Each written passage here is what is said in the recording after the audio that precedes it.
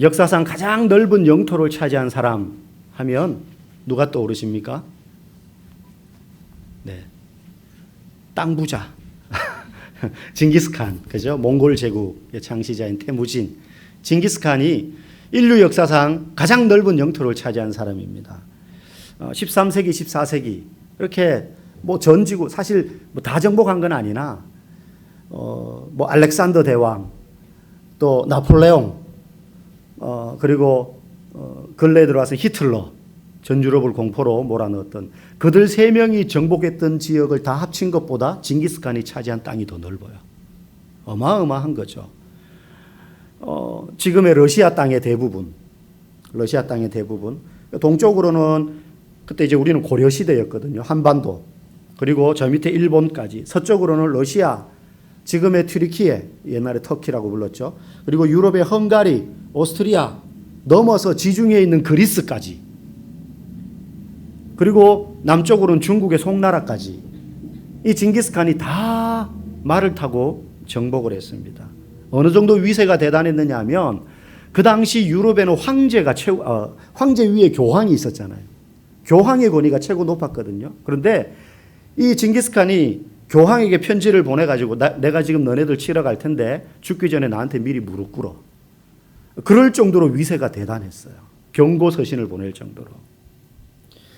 어떻게 이렇게 몽골 제국이 징기스칸이 빠른 시일 내에 이렇게 넓은 땅을, 대륙을 건설할 수 있었을까? 그 원동력은 뭐 여러 가지 이유들이 있지만 가장 핵심은 기마술입니다.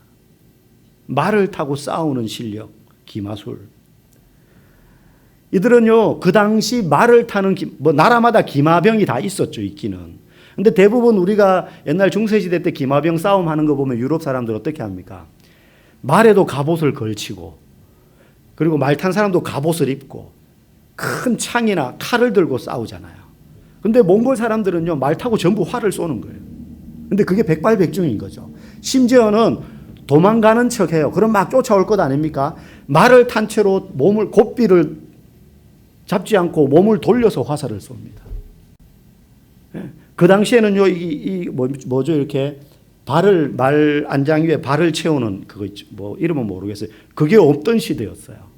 그러니까 그게 없이 그냥 다리 힘만으로 말 몸통을 딱 움켜잡고는 상체를 돌려서 활을 쏘는데 뒤쫓아오는 적들이 칼 들고 쫓아오니까 근접전을 하던 게 그 당시 기마술이었는데 몽골 기병은 말 타고 멀리서 활을 쏘니까 상대가 안 되는 거예요.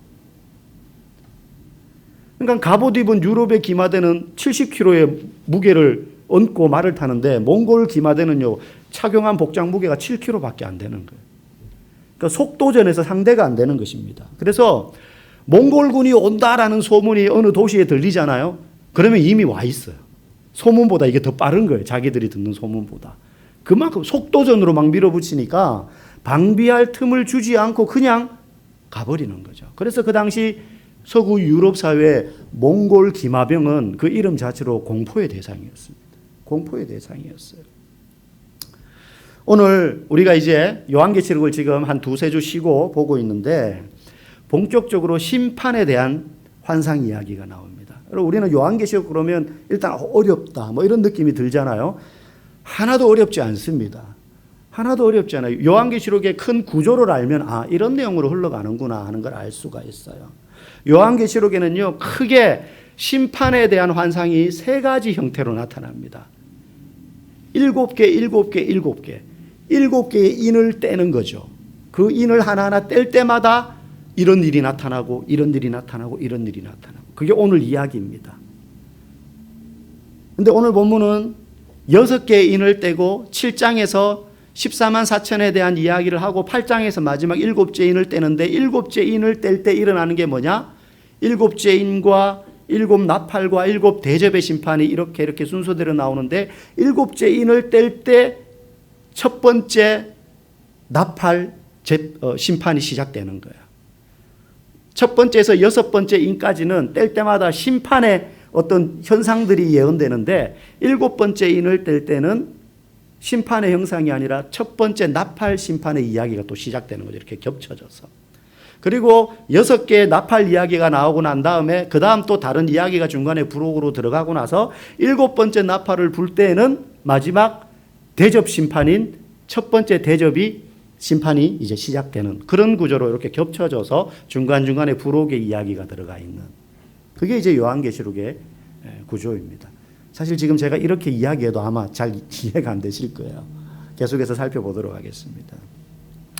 그런데 요한계시록에 나오는 심판들은 모두 아직 일어나지 않은, 그러니까 이 요한이 환상을 보던 그 시기를 기준으로 해서 모두가 미래에 일어날 일들인 것만은 아니에요. 요한계시록이 쓰여질 당시에 이미 일어나고 있는 일들도 있었어요. 그리고 그 시점으로는 앞으로 다가올 미래이지만 지금 이 요한계시록을 읽고 있는 우리의 시점에서는 과거에 일어난 일들도 있어요. 요한의 입장에서는 미래지만 우리 입장에서는 이미 일어난 일들도 있습니다. 그리고 우리 입장에서 현재에 일어나고 있는 일들처럼 보이는 것도 있고 그리고 분명히 아직 일어나지 않은 일들도 섞여서 있어요. 그래서 해석은 어렵지 않아요. 요한계시록. 이걸 어떻게 우리가 적용할 거냐가 문제라는 거죠. 그래서 이단들이 이상한 사람들이 요한계시록에 막 구절을 가지고 나와서 들이대면서 이거 이런 의미야 하면서 이상한 해석을 합니다. 그럼 해석은 어렵지 않아요. 근데 그 사람들 해석을 희한하게 해요. 되게 어려운 것처럼 자기들만 아는 것처럼 그렇지 않습니다. 오늘은 제가 이제 말 탄 사람 이야기, 아까 징기스칸이 이제 몽골 제국이 유럽을 정복하고 세상을 정복할 때 기마술이 핵심이었다고 그랬는데 그 얘기를 꺼낸 이유는 오늘 두루마기에 붙어 있던 앞에 두루마기가 계속 나왔잖아요. 근데 거기에 7개의 인이 붙어 있는 거예요. 봉인되어 있는 거예요. 이 7개의 인을 다 떼야 두루마리를 펼칠 수 있는 거예요. 근데 그걸 떼시는 분이 누구냐? 오직 예수 그리스도만 그 인을 뗄 수 있다라고 앞에 5장까지 그 이야기가 나온 거예요. 그래서 그 예수님을 막 찬양하는 거죠. 이제 오늘 이 7개 인 중에 6개 인을 뗍니다. 말씀드린 것처럼 마지막 7번째 인은 다음 주에 살펴볼 7장의 14만 4천에 대한 환상 다음에 이제 7번째 인을 떼는 것이고 오늘 우리가 읽은 6장에서는 첫 번째에서 6번째 인까지 뗄 때 어떤 일들이 일어나는지를 요한이 본 환상이 기록되어 있는 거예요. 그런데 이 6개의 인 중에 첫 번째부터 4번째 인을 뗄 때마다 말을 탄 사람이 등장합니다. 말을 탄 사람. 다 다른 말이에요. 이제 본문을 다시 읽어가면서 살펴보겠습니다. 우리 첫 번째 인에 대한 이야기입니다. 첫 번째 인을 떼니까 어떤 사람, 어떤 말탄자가 나와서 어떤 일을 하는지 그의 모습이 어떤지 우리가 한번 자세히 눈여겨보면서 다시 읽어보겠습니다. 1절과 2절 말씀입니다. 시작. 내가 보매 어린 양이 7인 중에 하나를 떼시는데 그때 내가 들으니 내 생물 중에 하나가 우레소리같이 말하되 오라 하기로 이에 내가 보니 흰 말이 있는데 그 탄자가 활을 가졌고 면류관을 받고 나아가서 이기고 또 이기려고 하더라. 아멘. 여기 이제 어린 양이 7인 중에 하나를 떼는데 음성이 들려가지고 와서 봐라 라는 소리를 요한이 들은 거예요. 그래서 보니까 인을 딱 뗐는데 첫 번째 인을 누가 나와요? 흰 말을 탄 사람이 나와요. 이제 환상입니다. 그리고 흰 말을 탔다라는 건 상징적인 의미예요. 말세 때 진짜 흰 말 탄 사람이 나온다는 게 아니라 우리가 아는 하얀색 말을 탄 누구가 나타난다는 게 아니라 이 흰 말을 탄 자가 상징하는 게 있다는 거예요. 어떤 인물을 말하는 게 아닙니다. 이단들은 이걸 가지고 막 인물 누구를 자꾸 말하는데 어떤 이단은 한 걸음 더 나가서 성경이 계시록에 보면 요한계시록 19장에 가면 예수님이 백마 탄 자로 묘사가 돼요. 그래서 여기 흰말 탄 자를 예수님이라고 하는 사람들도 있어요. 틀린 겁니다. 여러분 이단들이요 그 누구죠? 신천지 이만이나 옛날 통일교회 죽은 문선명이나 그 사람들이 또 누구의 그 성폭행으로 들어간 정명서 JMS 그 사람들 사진 보면요 전부 다 흰말 타고 찍은 사진이 그렇게 많아요. 그러니까 예수님 흉내 내는 거죠. 요한계시록 보고 자기가 그라는 거예요. 재림주. 근데 여기서 흰말은 예수님을 말하는 게 아닙니다. 근데 이 상징적인 하나의 이제 형상이죠. 흰말 탄 자가 나와서 면류관을 받아가지고 그러니까 면류관을 쓰고 이기고 또 이기려고 하더라. 이거는 전쟁을 말하는 거예요. 계속 싸우는 모습이죠. 결국 면류관을 쓴 흰말 탄 사람은 누구냐? 면류관은 누가 씁니까? 왕들이 쓰는 거예요. 전쟁에서 승리하는 왕들이 쓰는 거예요. 여기서 그래서 흰말을 탄 면류관을 쓴 자, 그래서 계속해서 싸움에서 이기는 사람, 이 사람은 그 당시에 강대한 제국의 황제들을 이야기해요. 제국들, 로마 제국, 몽골 제국, 예를 들면 헬라 제국, 이런 제국들을 의미합니다. 그래서 세상에 힘 있는 나라의 권세자들, 제국의 왕들이 끊임없이 다른 나라들을 침략하는 거예요. 자기가 하나님인 것처럼, 자기가 최종 권세자인 것처럼 여기면서 다른 나라들을 끊임없이 정복하고 통치하려고 합니다. 역사 속에 몽골 제국이 그랬고, 로마 제국이 그랬고, 그리고 그 이전에는 알렉산더 제국이 그랬고, 17세기, 18세기에는 서구 유럽 사회 식민지 정책을 폈던 영국이나 프랑스, 네덜란드 같은 나라들이 그랬어요. 20세기에 들어와서는 히틀러의 나치 같은 사람들이 그렇게 제국을 이루려고 했죠. 끝없이 자신들의 힘을 키워서 다른 나라들을 침략하고 통치하려고 했던 나라들. 여러분, 현재도 세계 열강들 중에 힘 있는 나라, 좀 힘 좀 쓴다는 나라들, 뭐 미국이나 러시아나 중국이나 이런 나라들이 총칼 들고 서로 싸우진 않지만 서로 무서우니까 같이 공멸할까 봐. 옛날처럼 그렇게 말 타고 가서 싸우는 그 정도가 아니라 이제는 싸우면 전 지구가 쑥대밭이 될 것 아닙니까? 그러니 그렇게는 못하고 다른 방법으로 계속 대장 노릇하려고 경쟁을 하고 있는 것 아니겠어요? 지금 러시아와 우크라이나 전쟁도 대리전이에요. 우크라이나가 미국 대신 러시아하고 싸우는 거예요. 지금도 그런 기회를 노리고 있는 열강들이 있습니다. 역사는 계속 그렇게 흘러와요. 이게 인간의 죄된 본성이요 욕망이라는 거예요. 마지막 심판 때에 이런 열강들의 침략과 제국적인 습관이 나타난다는 거예요. 지금도 톡 건드리면 터질 만큼 일촉즉발의 상황에 놓여 있는 경우가 많습니다. 그런 일이 나타날 거라는 거죠. 첫째 인을 뗄 때에 그런 일이 일어날 거라는 걸 보여주는 거예요. 그 다음 두 번째 인을 떼자. 어떤 일이 일어나느냐. 첫 번째 인을 뗐을 때 나타난 그 제국들의 침략 전쟁으로 인한 결과를 보여줍니다. 우리 3절과 4절 말씀 읽어보겠습니다. 시작. 둘째 인을 떼실 때에 내가 들으니 둘째 생물이 말하되 오라 하니 이에 다른 붉은 말이 나오더라. 그 탄자가 허락을 받아 땅에서 화평을 제하여 버리며 서로 죽이게 하고 또 큰 칼을 받았더라. 앞에 첫째인 때는 흰말 탄 사람이 나타나서 면류관을 쓰고 이기고 또 이기려고 하는 모습이 나왔어요. 이번에 둘째인을 떼니까 붉은 말을 탄 자가 나왔어요. 그 탄자가 땅에서 화평을 없애버리고 서로 죽이게 하고 또 큰 칼을 받았다. 큰 칼을 받았다라는 건 대량 학살을 의미해요.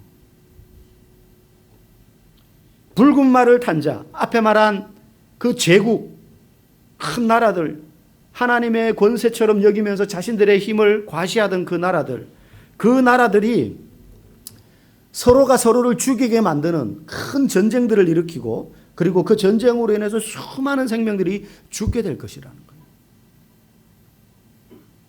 여러분, 로마가 서유럽 일대를 다 정복하고 제국을 건설하고 난 다음에 다스리던 시기를 팍스 로마나라고 말합니다. 로마의 평화라는 뜻이에요. 그럴듯한 말이지만 사실 그 로마의 평화를 유지하기 위해서 로마가 얼마나 많은 나라를 정복하고 얼마나 많은 사람들을 죽였는지 모릅니다. 그렇게 수많은 사람들을 죽이고 이룬 로마 제국도요, 영원하지 못하고 불과 400년 뒤에는 동로마, 서로마로 쪼개지면서 서로 분열하다가 쇠퇴하게 됩니다. 아까 말씀드린 몽골 제국, 역사상 가장 많은 영토를 불과 그걸 25년 만에 다 정복했다니까요. 아까 말씀드린 그만큼의 땅을 25년 만에. 그런데 그 몽골 제국도 200년을 못 갔어요. 200년을 못 갔어요. 그에 비하면 고려 500년, 조선 500년 참 질기게도 그죠? 살아남았어요, 우리 민족은. 그 열강 속에서. 지금도 마찬가지지만. 여러분, 1차 세계대전으로 인한 사망자가 1000만 명입니다.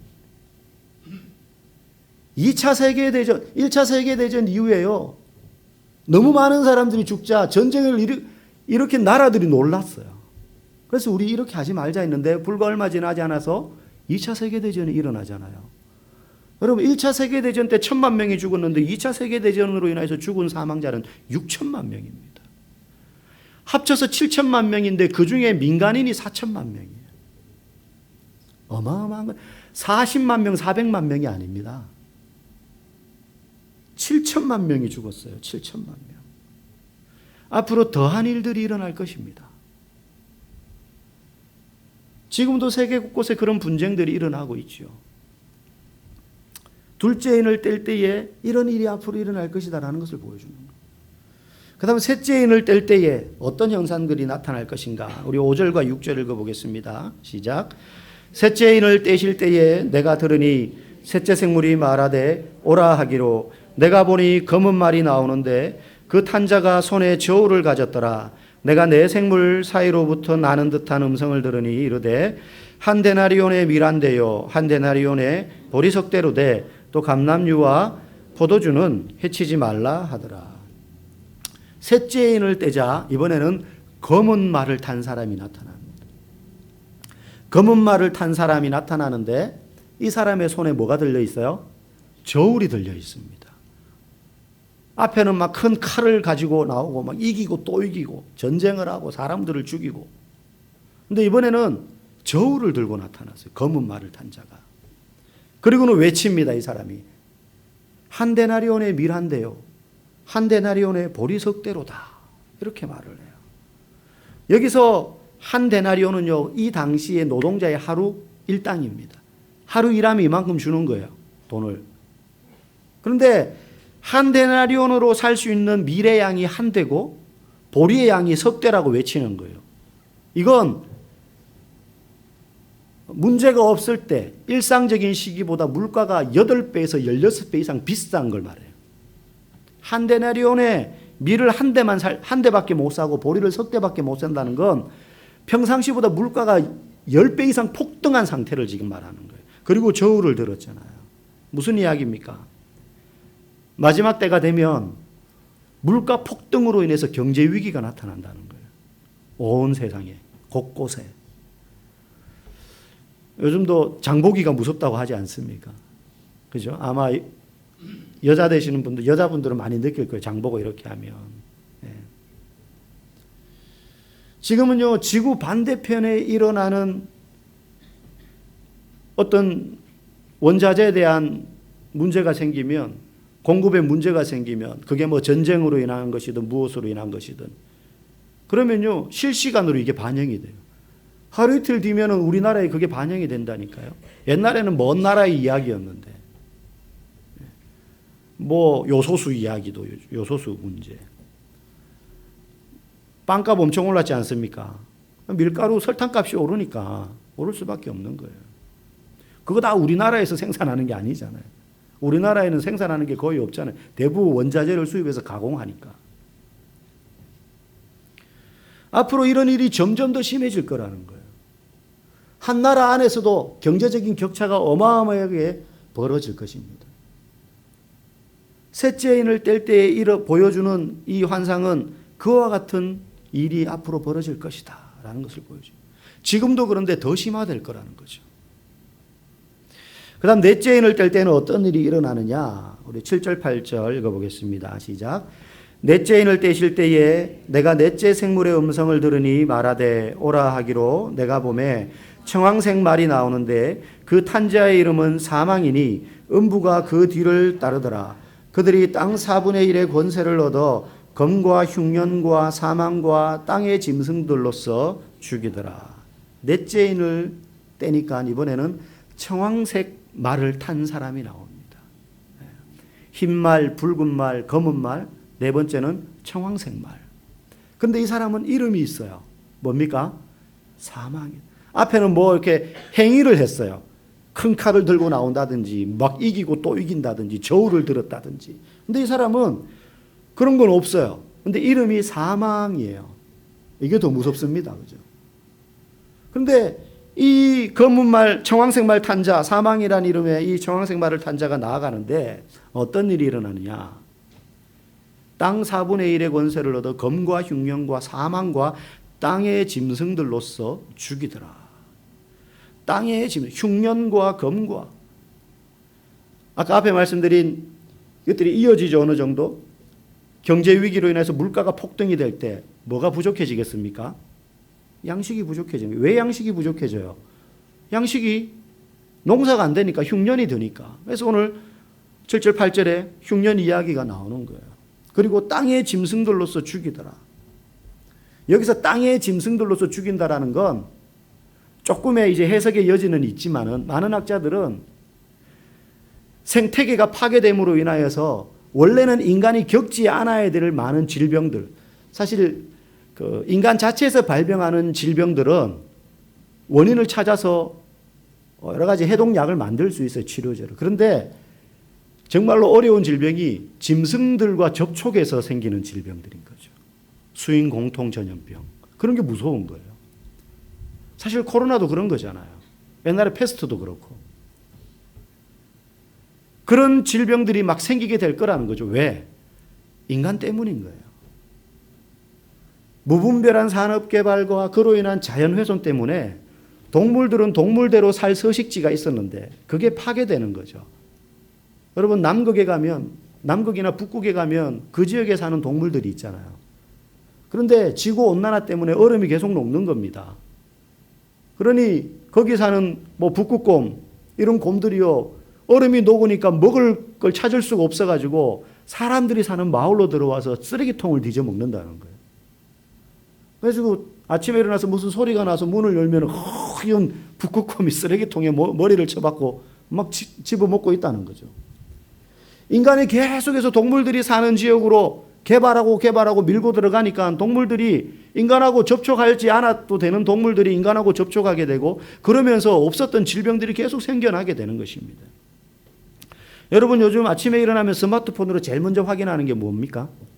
날씨. 날씨 중에서도 뭘 봐요? 미세먼지. 한 10년 전에는 미세먼지, 초미세먼지라는 말도 몰랐던 것 같아요. 황사 걱정하면 봄 되면 아이고 이번에는 황사가 얼마나 올라나 뭐 그거 걱정했지. 네.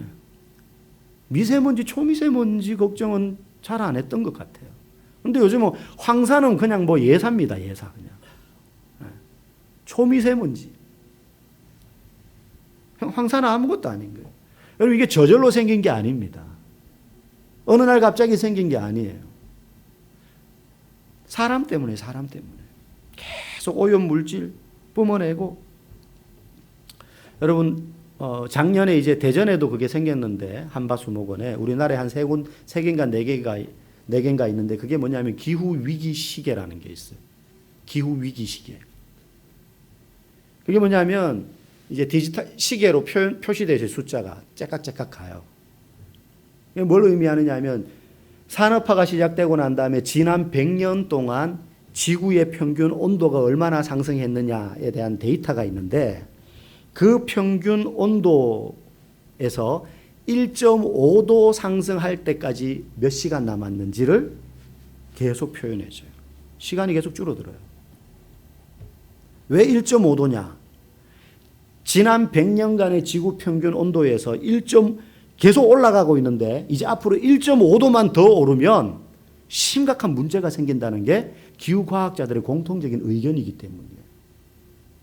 1.5도 상승하면 제일 먼저 생기는 문제가 바다에 있는 어획량이 대폭 감소하는 거예요. 그러면 전 지구적인 생태계 파괴가 일어나기 시작한다. 연쇄적으로. 생선을 좀 안 먹으면 되지 그런 문제가 아니라는 거예요. 전 지구적인 생태계 파괴가 일어나는데 거기에 지구 평균 온도가 이제 1.5도만 더 올라가면 된다는 거예요. 그게 얼마 안 남았다는 거예요. 과학자들은 5년 정도 남았다고 이야기해요. 지금 이대로 가면. 이런 속도로 계속해서 산업화가 되면 5년 남았다는 거예요. 옛날엔 저도요 그런 얘기 들으면 아유 그래도 내 때는 괜찮겠지. 아이고 우리 후손들이 뭐 이런 생각이 들어서 아닙니다. 여기 있는 모든 이들이 겪을 문제예요. 이상이 넷째 인을 뗄 때까지 일어날 재앙들의 모습이에요. 힘 있는 권력자들에 의해서 자행되는 전쟁과 죽음, 많은 학살, 경제 위기, 그리고 전 지구적인 재앙, 자연 파괴로 인한.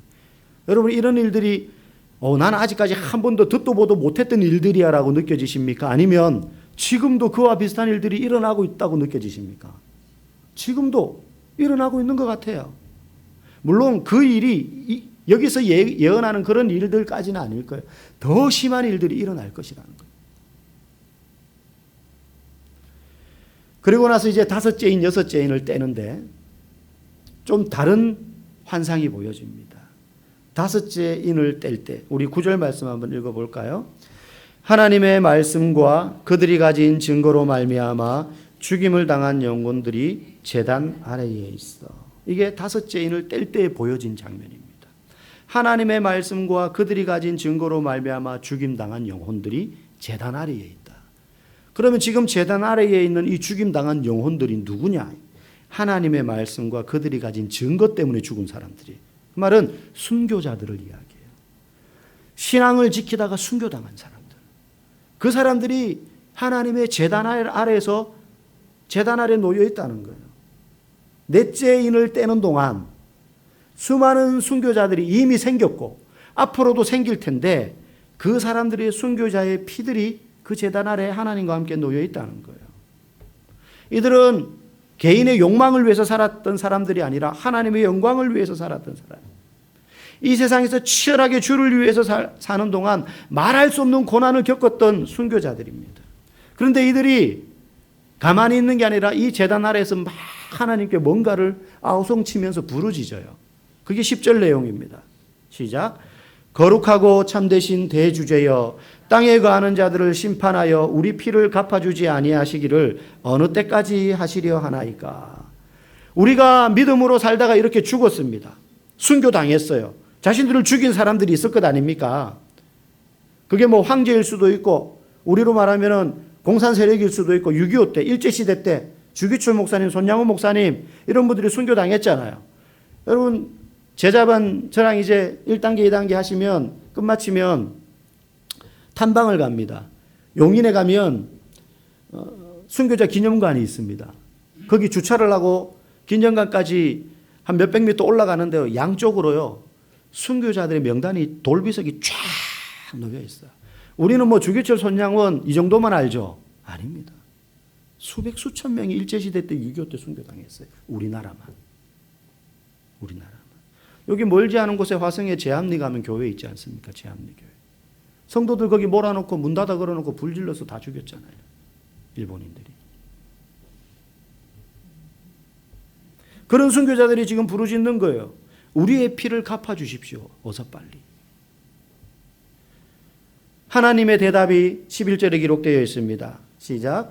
각각 그들에게 흰 두루마기를 주시며 이르시되 아직 잠시 동안 쉬되 그들의 동무종들과 형제들도 자기처럼 죽임을 당하여 그 수가 차기까지 하라 하시더라. 무슨 말입니까? 아직 좀 더 기다려라. 왜? 순교자의 수가 더 차야 된다. 여러분 우리는 너무 편안하게 지금 신앙생활하고 있잖아요. 교회 나온다 그래가지고 우리 보고 돌 던지고 말이죠. 고발해가지고 붙잡혀가고 잡으러 오고 뭐 이런 거 없잖아요. 근데 이런 일들이 앞으로 일어날 수 있다는 거예요. 아니 지금도 다른 곳에서는 이런 일이 일어나고 있어요. 예수 믿는 것 때문에 목숨을 걸어야 되는, 주일날 아침에 교회 가는데 문을 열고 교회 가는 동안 화염병에 맞아서 불에 타 죽는 청년들이 있어요. 인도에 가면. 그래서 그리스도인이라는 게 발각돼 가지고 주일날 예배 드리러 가다가 돌에 맞는 거예요. 성경책을 들고 못 다녀요. 그 수가 더 차야 된다는 거죠. 하나님의 공의가 분명히 회복될 날이 올 것이다. 그러나 아직까지 그 수가 차지 않았다. 좀 더 기다려라. 이게 순교자들의 부르짖음에 대한 하나님의 응답이었습니다. 그런데 분명한 건 하나님이 그렇게 공의를 회복할 날이 분명히 온다는 것입니다. 정말 바르게 예수 믿으면서 사는 사람은 하나님의 자녀로 산다는 본질적인 기쁨과 즐거움이 있지만 동시에 세상의 관점으로는 피곤하고 어려운 법이에요. 내 마음대로 못 사니까. 지금도 여러분들 쉬고 싶고 놀고 싶고 더 자고 싶은데 여기 나오셔야 되죠. 그런데 인내하고 절제하고 순종해야 되고, 하지만 하나님의 공의가 회복되는 때는 분명히 온다. 순교자들이 부르짖는 것처럼 그때는 분명히 온다. 아직 때가 차지 않았을 뿐.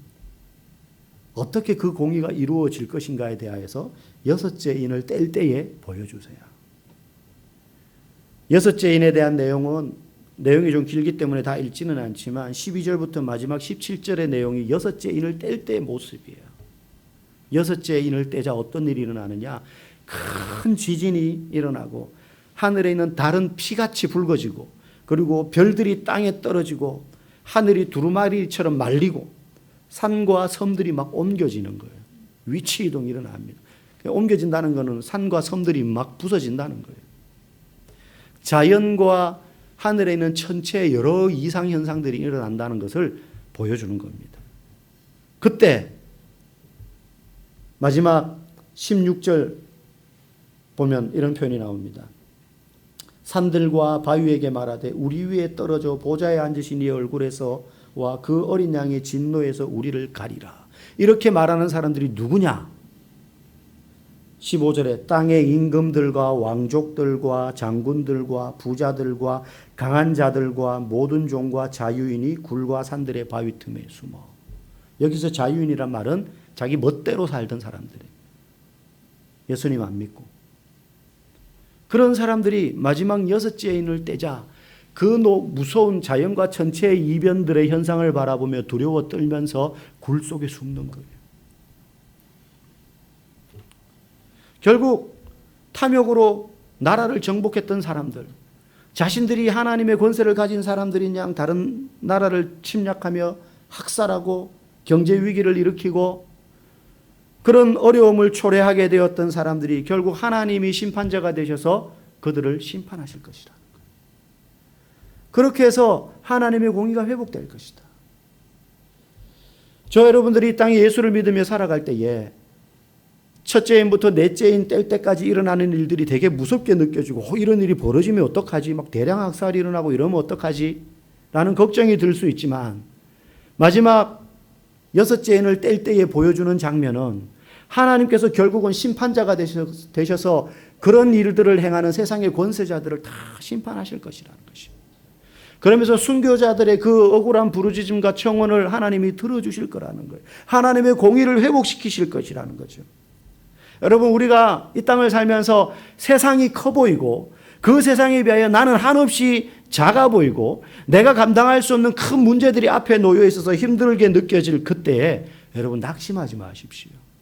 하나님이 그 세상 주관자들을 심판하시는 심판자가 되십니다. 그들에게는 무서운 심판자이지만 우리에게는 놀라운 구원자가 되시는 줄 믿습니다. 그러니 여러분, 세상을 살면서 두려운 일이 생기고 내가 제어할 수 없는 큰 문제들이 생길 때에 낙심하지 마십시오. 놀라지 마십시오.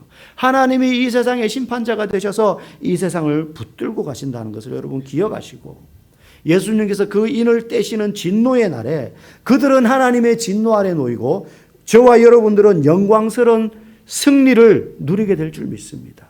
이 소망을 가지고 두렵고 떨림이 아니라 간절한 기대와 그리고 하나님을 향한 뜨거운 열망을 가지고 이 땅을 살아갈 수 있기를 주의 이름으로 간절히 축복합니다.